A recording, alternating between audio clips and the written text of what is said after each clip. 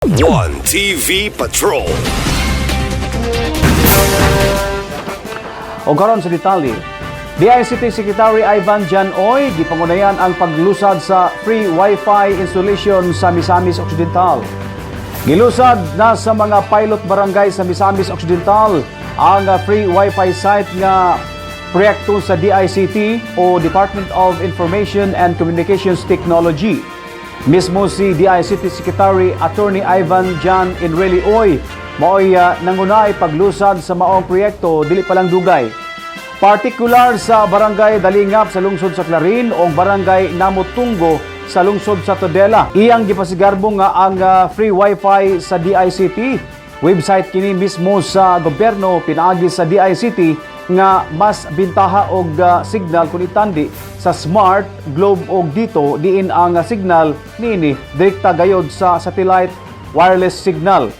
Kini nga proyekto gipaninguha sa administrasyon ni Presidente Bongbong Marcos aron sa tuyo nga mahatagan og internet access ang mga residente sa kabukiran nga dili maabot sa commercial internet provider.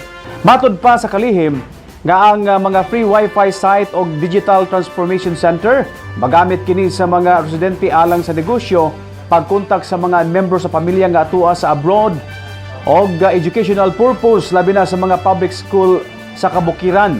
Ang mga barangay sa Misamis Occidental nga nainstulan sa maong free wifi site labing ulahi kini nga gitaod sa DICT nga miabot na og 13,000 ka site sa tibuok nasud. So makapag-communicate na mo nila and mag-istorya, makapagbalita, no? So, mauni, sugod rani sa atong digital transformation ug atong digital connectivity.